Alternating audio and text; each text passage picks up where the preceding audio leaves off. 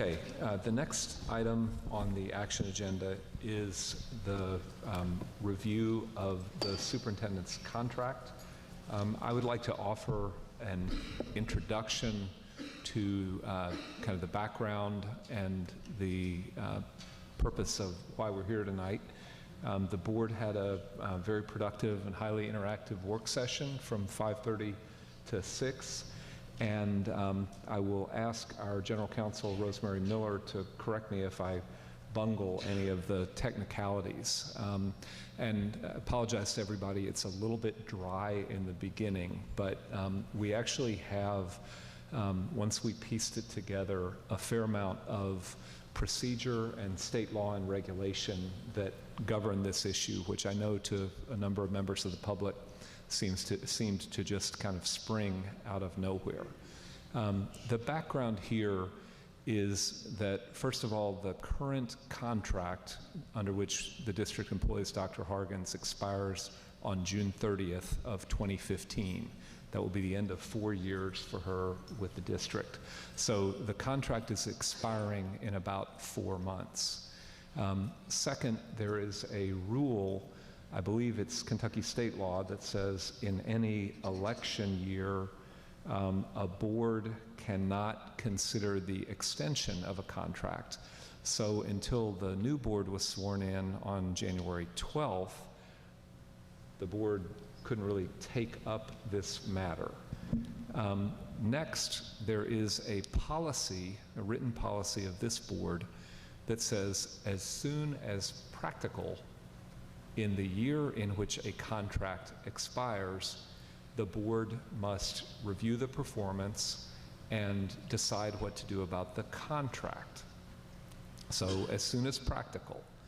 And now it gets a little complex. That stuff is all kind of tried and true, but in 2012, the Attorney General kind of threw a curveball at school boards by ruling that in the closed session, which is the way school boards in Kentucky review on an interim basis the performance of a superintendent. We call it the formative assessment period, and it typically occurs in January. But during that closed board plus superintendent discussion, the Attorney General opined that we are not allowed to discuss the contract. So we have to discuss the contract in public. And I apologize for all that mumbo jumbo, but where we are is when we talk about performance, we're not allowed to talk about contract or compensation. And when we talk about contract, we're not allowed to talk about performance. So one of the things in the work session we sort of agreed to was let's ask Rosemary to see if there's not a way to get the Attorney General's office to review that. Enough with the procedure. The sense of the board in the formative assessment was quite strong that Dr. Hargens is our leader, that we are enthusiastic about her leadership, and that we believe that the district is going in a positive direction under her leadership. The contract that she has requested, or that she has told the board that she would be eager to sign to continue her leadership in this district, is one that I offer my reflection is particularly modest and self-effacing in this day and age of CEO compensation. Dr. Hargens has asked that there be no increase to her base salary. She has declined, and she's asked that we delete from the contract the automatic escalator clause that has, over the last 4 years, said that anytime teachers get a raise, she gets a raise. She has declined every time that has happened over the last 4 years to change her base compensation. So she's still at the same base salary that she was when she came here, and she's asked that that be deleted entirely. And in addition, she's asked that a bunch of stuff related to technology support for the superintendent that differs from the technology support that other teachers and principals and everybody in the district be provided. She's asked that that be deleted so that she gets the same services and has the same dividing line between public cost and personal cost as the other professionals in the district. So it is my recommendation to the board that we agree to this contract and that we go forward to empower Dr. Hargens as our leader to continue the progress, and that we cheer her on and also turn up the heat and urge her to go faster. So that is my introduction, and I would entertain a motion or a comment. Is that a comment or a motion? Comment. Comment. Mr. Brady. Actually, it's a little both. My concern about the way this has been brought about is that I think that we need to do due diligence regarding public and time of public comment. I think that the process by which we have done this is understandable by the way it's come about, but I also don't feel a pressing need to be able to do this right now. And I also know that given last week's weather issues, and also the fact that the general public may not be aware of when our agenda comes out on Wednesdays, and also I don't want to set precedent on fairly large issues that we talk about it in work session one day and then also pass on it later on that evening. And I do believe this is a very significant issue. Then my motion is that we table this particular item until the very next meeting. This is not in any way a reflection on Dr. Hargens, but this is a reflection on process and also a reflection on making sure that we have or give the public the opportunity to be able to comment on this, which I believe is part of the one of the main duties, or one of the main reasons that I am up here, is to be able to listen to the public and hear their concerns, for or against. So that is my motion. Okay. Is there a second? Okay, Stephanie seconds. Are there comments? Linda? Oh, I was going to make that motion, so I'm pleased that Stephanie seconded that. So I do think we need just a little space in here. Okay, I will say the same thing that I said in the work session, which is I think delay serves no purpose. The notion that this board has a tried and true practice of introducing something in a work session once and voting on it 2 weeks later is inaccurate, unfounded in practice. Our council confirmed that earlier, and I guess there are 3 reasons why I will vote against this motion. First of all, the board has completed its work in evaluating the superintendent for this cycle. That work is done. Second, although it sounds nice to say we will consult with the public, in fact, it is our responsibility to decide on the superintendent's employment and contract, and we are accountable for that, in my view, and delaying serves no purpose. There's no forum for consultation. There's nothing on the agenda for consultation. And third, we've got a lot of other work to do. So that's my view about this. Can I ask a question? Sorry, Ms. Horne. I brought this up in the work session, and I'm going to just bring it up again. One of my deeply held values, and also it is in our JCPS Vision 2015, is that adults model accountability. And that is my desire that as things change, they're not just going to stay the same.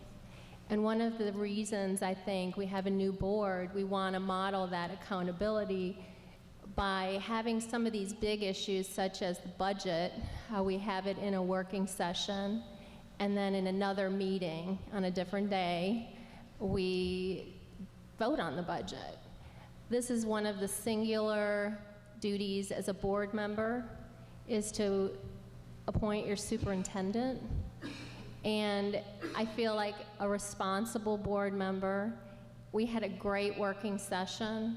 I will say I do support Dr. Hargens 100%, and I will be voting to have her serve a 4-year term. That's not the point. I think the point is that there are other people in our community, our stakeholders, that also should be engaged in this discussion also. We've had snow, we've had, people don't really, we're kind of inside baseball here to know that this even was coming up as an agenda item. So I just think as a community, I think that we should have this discussion. I think it is very unusual, as David, our chair, Mr. Jones points out, that we are separating the performance from a contract. Legally, it's something that we're required to separate, and we hope to talk to our Attorney General and really get an opinion on this, because it just doesn't seem that it is the right way to handle these issues. But as trying to be a responsible board member, I do think that this is, the right vote for me. Thank you. Ms. Duncan? I'd just like to ask Rosemary if she could comment on that statement that you made about that we're at the end of the evaluation cycle. Does this mean that we do not need a summative evaluation in June? I didn't understand the question. I ask if our approval. I don't think I of the said that contract- you didn't need one. That's your choice to make. But that typically, what I explained was that the typical process for districts to go through is to do this consideration after the mid-year formative evaluation, and that is what your policy says. That's the timing that your policy gives for this. But then is the summative evaluation necessary in June? No. No. In this case, I think you have to look at the entire performance of the term as part of your review. So you're looking at previous summative evaluations. You're looking at a continual cycle, essentially, of review of performance. So I think that's what boards tend to base these decisions on, and not just the last summative evaluation of the term. Ms. Porter?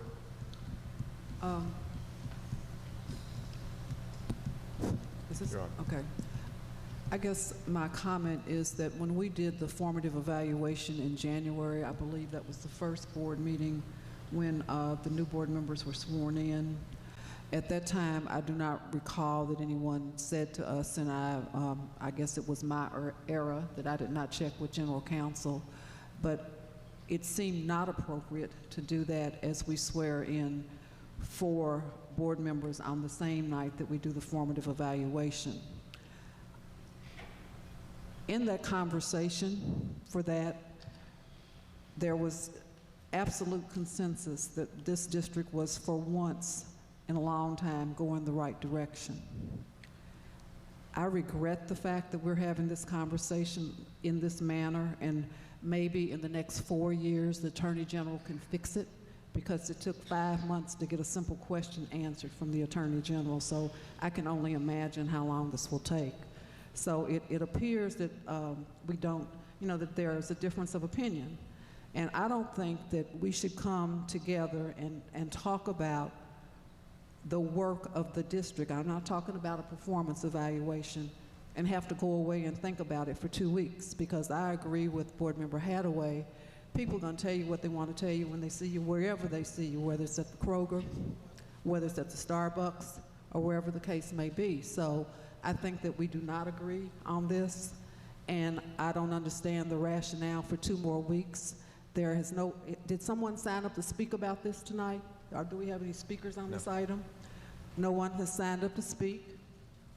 I have gotten not one email, not one phone call, and in the interest of professional integrity, I do not understand why we are waiting 2 weeks on this. Either you do it or you don't do it. And again, At the first meeting in January, the consensus was for every board member that the district was going in the right direction. We are not talking about performance summative. We are talking about the next step that we did not take the first meeting in January. So I do not agree that we should wait 2 weeks, and I guess we should just vote. That's the best way to get it done.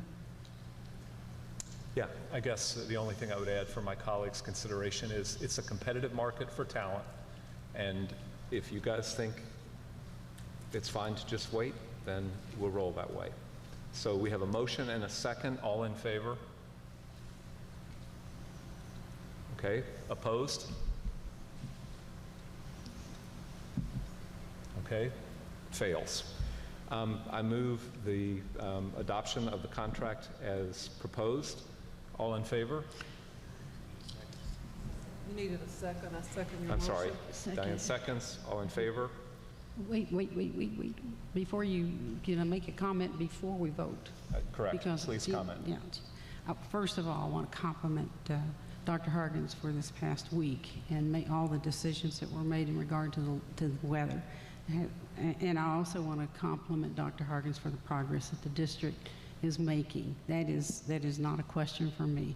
The only question that I had in this was the length of this time period and whether we should be deciding this now or give it a couple of weeks and then decide. The length of the contract is the problem with me, because I think as long as there have been concerns expressed, it kind of gives us a chance to put a limit on and see if we can make progress in those areas of concern.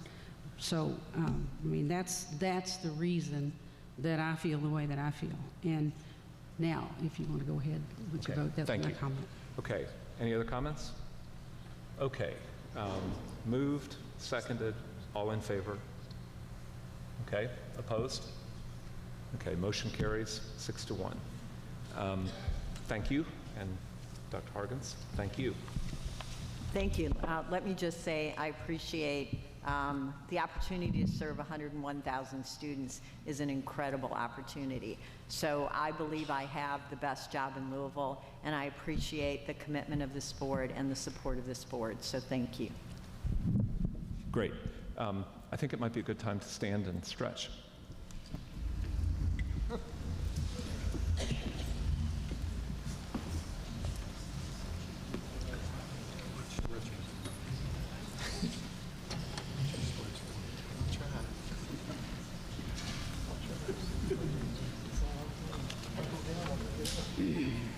I just need my coat on. You could have passed.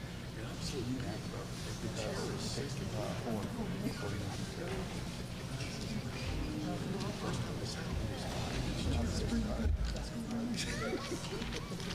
Okay. Back at it.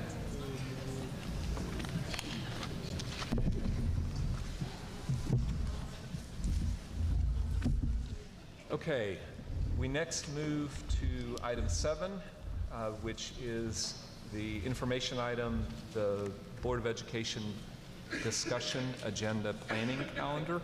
I want to call everyone's attention to the fact that in the consent calendar, there is an item that will move this until the end of the meeting, beginning in the next meeting, so that we get our order appropriate.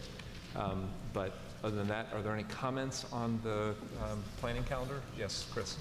Yes, on the last consent calendar that we had at our last meeting, I noticed that there was a work session for Vision 2020 Strategic Planning meeting number 1, Yep. but it's not on this particular calendar. I wasn't sure of when that might be coming up, and I know that that was mentioned earlier this evening. Dr. Hargens. And actually, we'll have to look at placing that back on the calendar, the Vision 2020. So we will definitely have that placed soon on the calendar. Okay. Do we know? Will that be within the next meeting or two? Because Yes. it's not actually in the calendar for the remainder of the year, as far as I saw. Well, actually, it was planned actually for today, but we switched it to be able to have the Okay. work session for the superintendent's contract. So we will put it in the next, if not at the next meeting, the following meeting. Great. Thank you. Okay, good call out. Yes, Linda. I just had two things that I think need to appear on the calendar. One is the, at the end of the legislative session, if we have a summary of how our agenda did. And also, I think in March, we're going to look at that Dr. Getz's proposal. So is that appropriate to try and go ahead and place it on the calendar? Because I hope we can get it in there by March. I Absolutely. think that's a good call out. Yep. Thank you. I'm sorry, one more thing. When are we going to be planning on our retreat or planning session? And I know we had put that off from last year because we were expecting some, at least one new board member, and we had Right. two. Yep. So I wasn't sure when that might be placed sometime on the calendar. We haven't discussed that since the new board formed, but it's an important topic. And actually, it's typically happened in May or June. Yep. Planning Retreat. session The for the retreat or board. planning session. Planning session. Yeah. Maybe we can do a doodle event to figure out when is a good time to get everybody together, but Yeah. typically it has been May or June. Yeah. Okay. Yeah, I think, we need to move on now to laying out the work plan for how we're going to put this Vision 2020 together. We've got the work groups forming, and we'll come back and talk about them toward the end. But let's come back with a sorry? Can't hear. I'm sorry. That's better. So we'll have to put together a Vision 2020 planning calendar that will be probably one strategic retreat, May, June, and some early work sessions. Okay? Yes? Are we going to get a facilitator? Is that kind of the plan, that we would have a facilitator for that? That is the way we have worked in the board retreat or planning days in the past. So, okay? Great. Is there a motion to accept the planning calendar? Okay, Linda and Chris, seconds. All in favor? Aye. Very good. We now have tie bids. Ms. Porter. It's item number 2 for first aid supplies.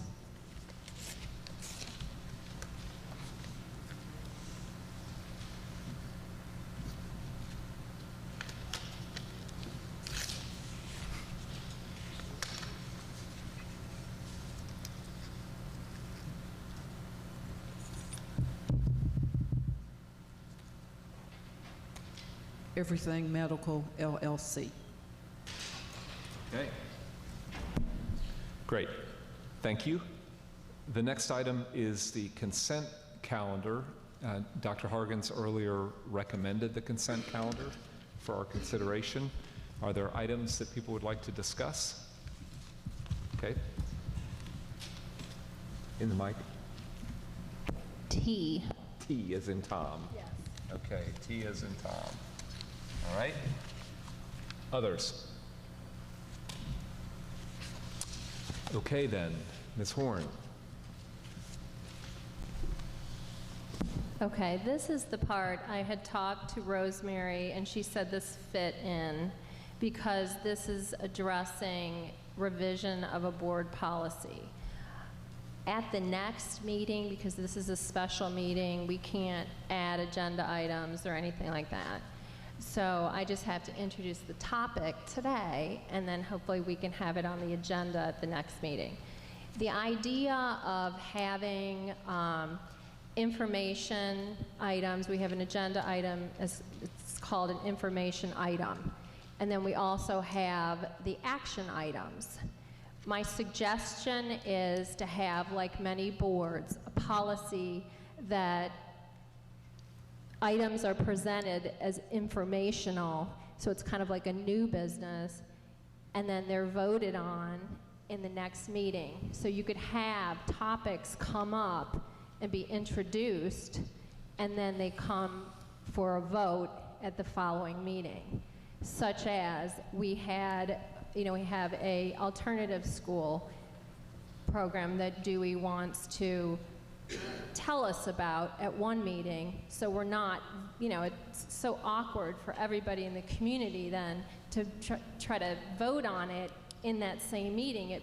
There's been numerous examples of this that I've observed, so I think having a rule or a policy such as this would actually aid board governance. It would aid our staff in their presentation of items. So I will work with Rosemary, with Mrs. Miller, to formulate a simple policy that I would then like to just have it on the agenda at the next meeting. And she said this was the appropriate area to talk about this. Thank you. Okay, so no action or anything. okay, so that really is unrelated to T. It's just you're calling out your desire that the board adopt a sort of a two-step standard. Just to try to get on the agenda at the next meeting. Okay. Yeah, that's it, simply. Okay, great. All right, is there a motion to accept the consent calendar? Mr. Hadaway moves, Mr. Brady seconds, all in favor? Okay, thank you. I think we are now into board reports and requests. Who would like to begin with a report? Mr. Brady. Thank you, Chair. First of all, I want to thank Diane Porter and also the staff and principal here at Central High School for hosting us this evening. It's been really great. I really appreciate it, the opportunity to be able to learn more about this great school and its rich history, as well as seeing some of the fantastic facilities like this great hall that we have here today. So I want to say thank you for, I know that there's a lot of hard work that she put into organizing this and pulling people together, and I want to say thank you. I really do appreciate that. My other item doesn't necessarily relate to school boards as it does more of a community issue. And I'm kind of taking a point of personal privilege here. Kenny Winfield died this past week, and most of you don't know that name, but it might ring a bell because he was the homeless gentleman that died as a result of exposure.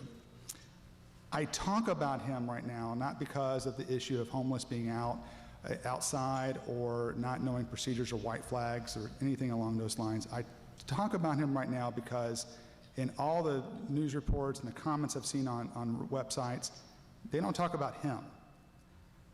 I was his supervisor when I worked for another company, and I can tell you that he was kind, funny, dedicated, and a hard worker. I don't want that to get lost. And this is the only public way I can figure out how to get that into some record somewhere of knowing that this guy is not invisible. This guy had, a life, had a personality, and under unfortunate circumstances, he lost his life in a way that should never have happened. But I just want to talk about him as a person and get that on the record, and not just it being another statistic in our city. So, thank you. Thank you. Linda? I just wanted to mention the fact that I visited Frost 6th grade academy the other day, because I'm down that way so much anyway, and a lot of my kids choose to go to Frost there.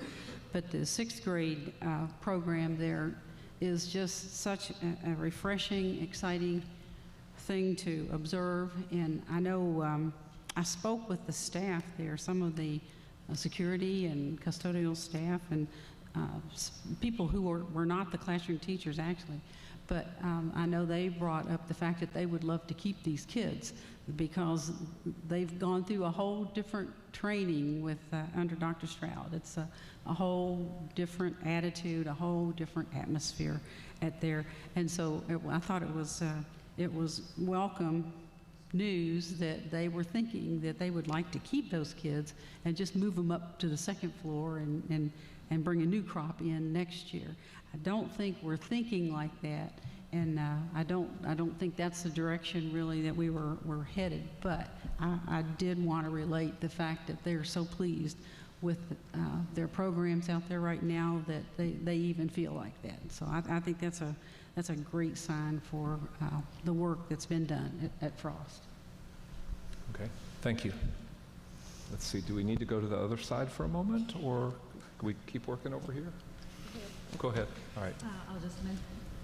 I have my first community conversation on Tuesday, March 3rd at 6 o'clock at Newburgh Middle School, and I would love to see lots of folks there. I was hoping to go to Mr. Brady's to get a nice example before mine, and it was snowed out.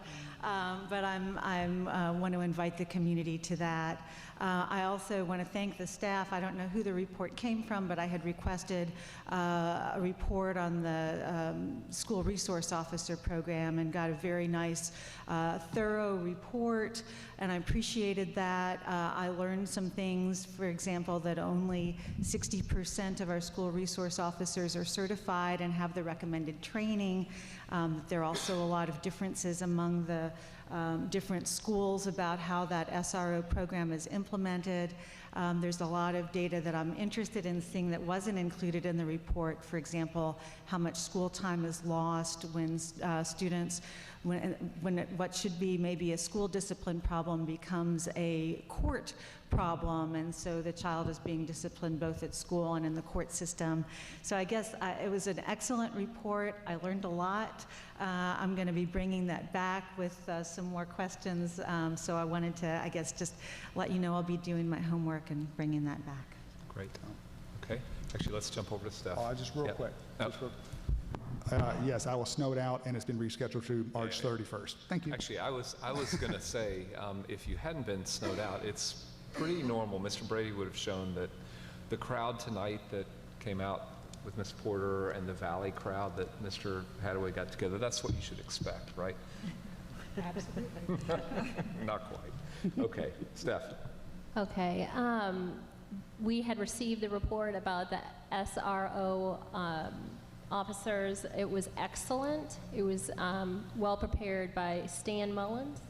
And so I had contacted my schools, and we have one SRO in District 3, and it is shared by Westport and Cameron, and it was not at their request. It was provided to them. And so they are very, very pleased with our SRO officer. He is excellent. He is a Louisville Metro Police Department employee, and he is tremendous. The feedback that I received is that it all depends on the person, a lot of it. There had been somebody, in the past that wasn't a good fit. But this officer's been there for several years and is tremendous. We have in District 3 what are called security monitors, and they are extremely well received we have them in Crosby Middle School, Cameron Middle School, Westport, and Ballard and Eastern. Those are our middle through high schools. And we are very pleased with them, and they are not police officers. They are JCPS employees and trained by the district. So it is working well in District 3. So I also needed to do a little housekeeping. Being a new board member, I wasn't paying attention to some of the minutes, and I wanted to make sure, Rosemary, Miss Miller had said this is the way to do it, that I had a few comments that I wanted to make sure got into the minutes. I can see that Dr. Hargens and her team are heeding the audit to align the budget with the audit recommendations, and I look forward to seeing this, presented from Cordelia and her team. I'd like to see if we can change the paradigm and have a sea change, because how can we ask our constituents to raise taxes if we haven't first reduced spending in other non-teaching learning areas? If we can please turn our attention, we have this great internal audit function now that I'm very excited to see what will be focused on potentially in purchasing and warehousing and consolidation of facilities. We had talked with Dr. Razor at the meeting at Valley about, I look forward to the report on 6 administrative office buildings being consolidated. Looking for other ways, David Jones, Mr. Jones, our chair, is leading the way with looking at operational, logistical, technological performance issues. So the bottom line is that our current system says limited funds demand choices be made. The question is whether our spending will reflect our values. I am very much personally looking toward more funding for music and arts. I'm looking to make sure that we are funding instructors, adequate number of ESL instructors. In one of my schools, we have 87 ESL students, and we have 2 ESL instructors. So that would mean that each child would get about 45 minutes. So we have 21 music teachers for 87 elementary schools. Some of these music teachers are shared with the middle schools. So I really think that our values in the community of Louisville, if we can please focus, we have a culture of arts in this community. We need more teachers in our classrooms. I really look forward. I know Dr. Hargens, we had talked, is going to show us our ratios in all of our schools, and I'm really looking forward to that, to make sure we're funding our values and our budget reflects that we're trying to get more money to learning and to teaching. Thank you. Thank you. Ms. Porter. Thank you. First of all, as it pertains to board request, I would be interested or curious to know, as it pertains to funding for high school, for the last 3 years, I would like for the board to see the funding that has come to the high schools, particularly to schools like Central High School that has a magnet program.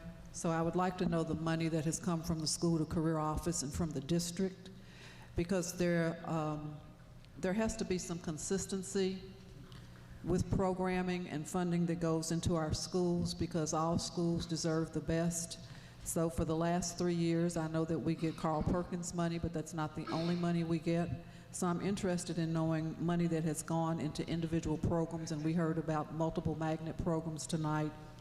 Money that has gone for equipment or equipment replacement. I would like for the board to see what that looks like. Also, I'd like to take this opportunity to thank the University of Louisville and the Yearlings Club for the community panel that Dr. Dewey Hensley and I served on at the Yearlings Club. Thank them for that opportunity to be there to talk about the Jefferson County Public Schools. I'd like to take a minute to thank the community leaders that came in tonight to have dinner with our fine students. And I cannot say enough how proud I am to be the District 1 School Board representative, and you saw just some of the wonderful students in this district and in the Jefferson County Public Schools. One of the things that I must mention, there have been many famous people that have walked the halls of Central High School. And if somebody's new to town and hadn't, been around lately, Muhammad Ali was one of those people that walked the halls of Central High School. But there are many famous, bright, brilliant people. And I'm bringing that up because last night I heard someone, or maybe today, give an acceptance speech.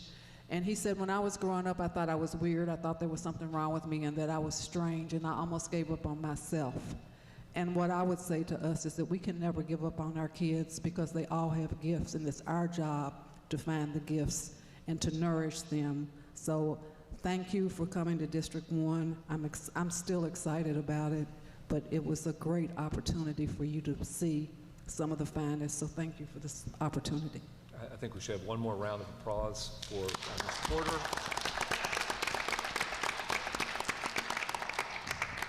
And I just want to add my thanks to the Central community for hosting us.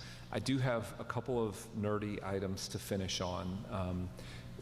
Ms. Horne called out the new organization of internal audit, and I think we may have an open request from the internal auditor to name a contact person or something like that, and I just want to flag that so we don't lose it. Let's make sure we come back and figure out what we're going to do about that. And then I also just want to mention the working groups that we've talked about of the board. This came up in the work session about early childhood education. They are getting started.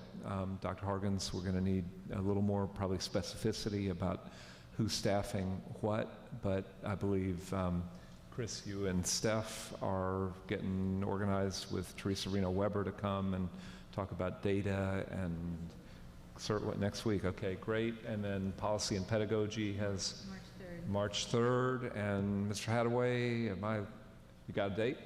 No date. Okay, all right. But we're getting rolling. So I just wanted to flag that. I think this has been a wonderful meeting. We have one speaker on a non-agenda item, Mr. Murtis Strong. Mr. Strong, are you here? Yes. Okay, come on down and I will read to you the rules that apply to each speaker. Each speaker is allowed 3 minutes to address the board. At the end of 2.5 minutes, a bell will sound once, and that is your signal that you got 30 seconds left. At the end of that, the bell sounds twice, meaning that your 3 minutes is up. So we thank you for being with us tonight. Yeah, thank you. 50 years ago, I was looking forward to graduating from this place, and it looks the same. But what I want to say is Mr. Hargens, I was making a cake, and the cake required a stick of butter. So I set the stick of butter aside, and I fixed the cake. And when the cake came out, I had forgotten to put the butter in. And I said, hey, it looks good. But when I ate it, it tastes like it had rocks in it because I had left a main ingredient out of the cake. And I think we owe our children an apology, especially those of us who call ourselves Christian. You know, I see people talking about the lawyers and the doctors and, you know, how smart people are, but sometimes I wonder, are we as smart as we think we are? And I think until we get Jesus Christ back into the public school system here locally, and I'm not talking about legislation, I'm not talking about those guys down there because we'll deal with them later. But these children, our children, need the privilege to be able to put a I love you Jesus t-shirt on in the classroom. Our children need the privilege and the opportunity to know that they have a God, and the God made them to be who they are. Now, as old and ugly as I might look, I wouldn't trade my place for nobody on the planet Earth because I'm very happy being who I am through my knowledge of Jesus Christ, my Lord and my Savior. And I know you guys, I know that you all have a relationship with God that our children need to share in on. Our children need to do this. We need to stop being politically correct. We need to allow Jesus Christ back in the classroom, and it's going to happen. It's duty bound to happen because, was that what's that, 2.5? 30 seconds. Was that 3? 3? I always sit down when it's 3 because, you know, when you know you're right, you don't have any pressure. I got zero anxiety bringing Jesus Christ back to the classroom. And I want to make a distinction here. I didn't say we're going to pray in school. You did that when you had the brief moment of silence. But you pledged allegiance to the flag. You did that verbally. Thank you, Mr. Strong. Thank you. And you all have a great day. Okay, there are no other speakers this evening, and there is no need for an executive session, so I would entertain a motion to adjourn. Mr. Brady, Ms. Porter, seconds. All in favor?